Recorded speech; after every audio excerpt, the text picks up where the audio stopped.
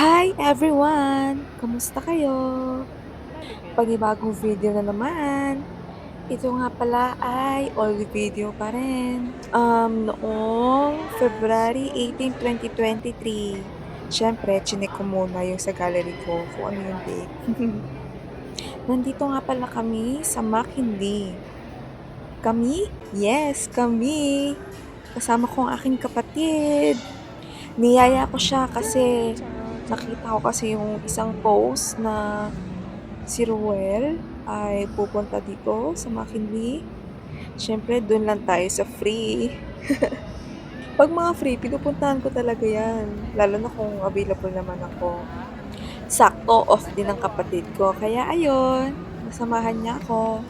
Pero alam niya na ang gagawin niya eh. Alam niyang taga-video ko siya or taga-picture. Siyempre, ang dapat kapalit niyan, ililibre ko siya. Kasi wala nang free sa mundo. So, mabalik tayo. Ayan, naglalakad ako kasi hinahanap ko kung nasaan si Ruel. Nasaan ka ba?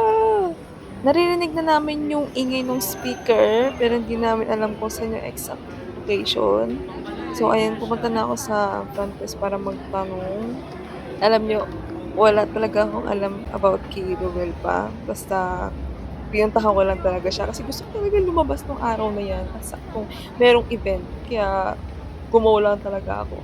Kaya hangga't maaari naghahanap ako ng mga pages na nag-a-upload ng mga updated na events ng mga artist, mga singers na free lang. Kasi may time na dun ako nagche-check sa mga gano'n para if ever na wala akong pasok, dun na lang ako pupunta, 'di ba?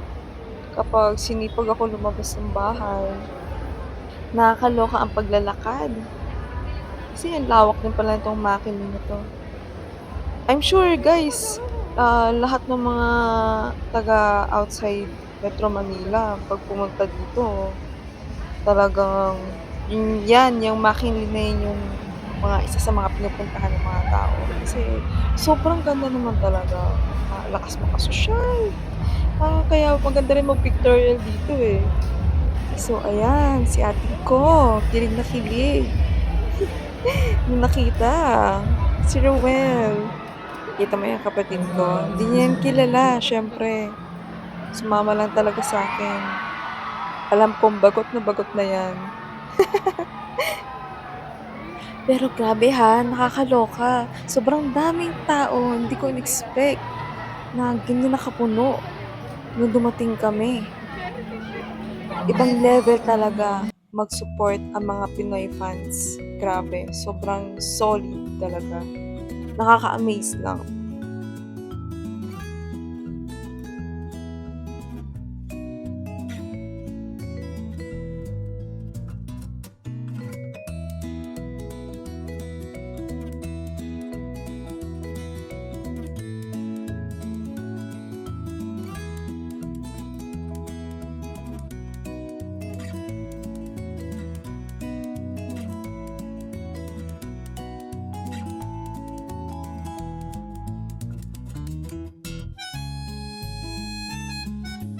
Alam niyo, nakakatuwa yung mga bagets na 'to, grabe. Habang pinapanood ko sila. Siyempre hindi na tayo bagay sa ganito kasi tita na tayo. Ako gusto ko lang talaga manood, mga ganyan. Pero hindi mo sabihin yung parang ganyan sali sa mga fans club o whatever. Natutuwa lang kapag nakakita ko ng mga artist at nag-discover yung mga kanta nila.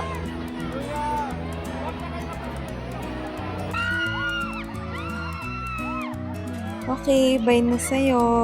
So ayun nga, napakabilis lang ng pangyayari at kami ay uuwi na. Pero bago yan, kakain muna kami ni kapatid sa Buddies. So naka-order na kami nito at hihintay na lang ng time para serve yung food namin.